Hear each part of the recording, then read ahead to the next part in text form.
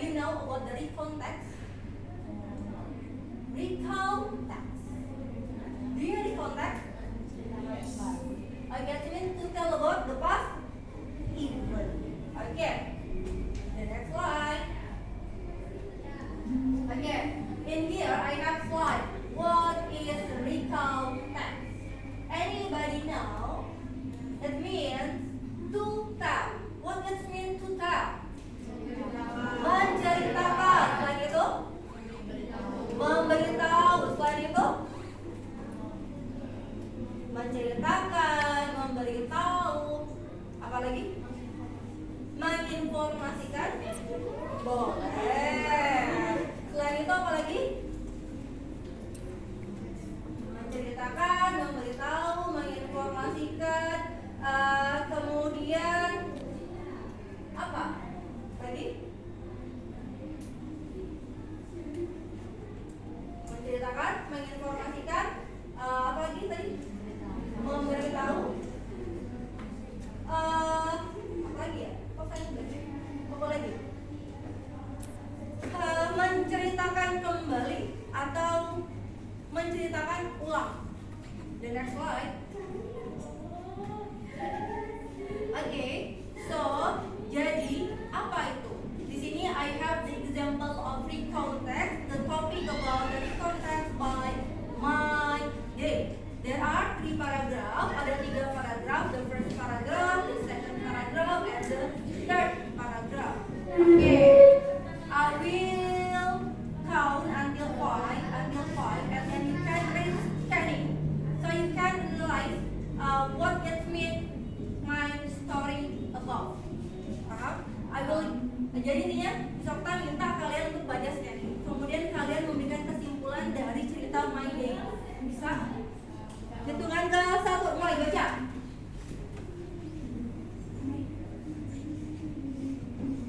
2, 3, 4. And the last is 5. We can download apa kesimpulannya?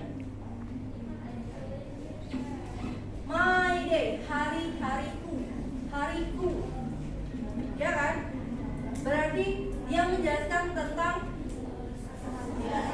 kegiatan yang sudah dia lakukan dan dia ceritakan kembali. Oke. Jadi kesimpulannya, next slide. Jadi kesimpulannya bahwa recount text is a text that tells the reader about one story or action or activity. A recount text merupakan sebuah teks yang menjelaskan kepada pembaca tentang sebuah cerita, sebuah action atau kegiatan atau event atau aktivitas yang dimana sudah kamu lalui. Meskipun hanya 1 jam yang lalu, 2 menit yang lalu sudah terjadi, kamu ceritakan kembali. Disebut sebagai recount text. Ada goal itu adalah bukan tujuan. To entertain, untuk menghibur. Menghibur siapa? Menghibur reader atau pembaca. Kemudian informing, memberikan sebuah ya kepada siapa? Pembaca. Jelas ya? Oke, next slide.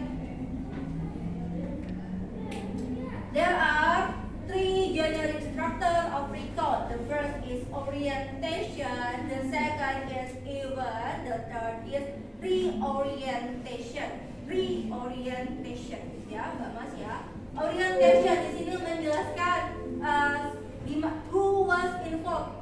Ada siapa saja di dalam cerita yang akan kamu ceritakan, who, orang. Yang kedua, what happened, kejadian apa yang akan kamu ceritakan. Ada where, di mana terjadinya cerita itu. Di sekolah, di kamar, di pantai, di kantin, di perkemahan. Kemudian and when it happened, dan kapan itu terjadi. Kalau kapan berarti menjelaskan waktu. 1 minute ago, yesterday, last night, 1 year, bisa. Ya. Kemudian event menjelaskan sebuah kegiatan. Tell what happened in chronological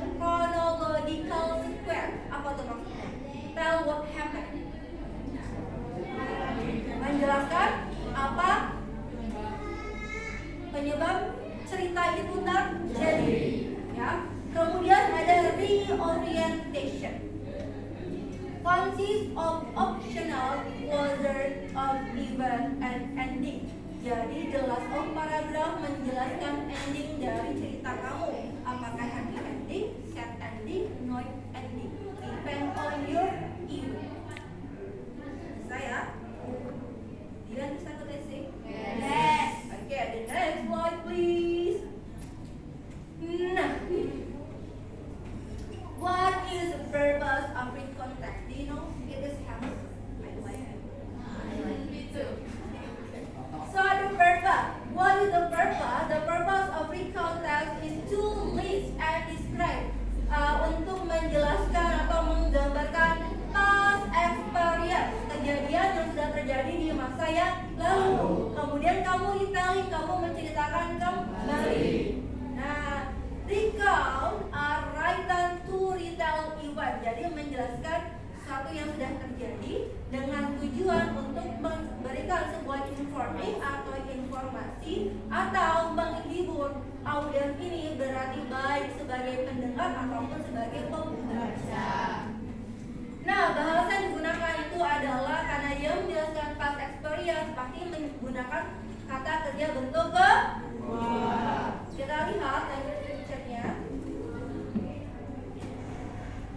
Language future karena masa lalu pasti menggunakan past tense, menggunakan temporal sequence, kemudian fokus on the specific participant, menjelaskan orangnya itu siapa yang akan kamu ceritakan, menggunakan kata penghubung and, both, either, nor, kemudian menggunakan action verb atau kata kerja seperti play, watch, sat, read, wrote, act, grade, ya, itu adalah kata kerja kedua. The next slide, please. Nah, ini yang tadi sudah kita baca, kalian di sini ada nggak generic structure dari cerita ini? Ada. How many generic structure? 3. Apa saja? 1. Orientation. Kedua ada event. Ketiga ada orientation.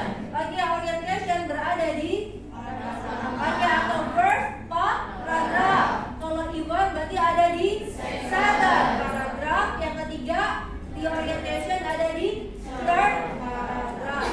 Ya, the next slide please. Kelihatan nggak? Ya, di depan, belakang, enggak. Smallest banget ya, kecil banget ya, kita skip. Okay, Mbak Mas. Today we are going to analyze about my day. Peserta minta kalian menganalisis my day, yang dimana kamu harus menganalisis who, siapa orang yang diceritakan di cerita tersebut. What, apa yang terjadi. Where, di mana tempatnya itu terjadi. When, kapan itu terjadi. Ya, tapi nanti, oke, next slide. Nanti I will give this one, tapi nanti. The next slide. Oke, analyze. Next slide. Nah, ini peserta akan minta kamu untuk analisis yang tadi. Kamu cari orientationnya, event, summary, orientation. Oke,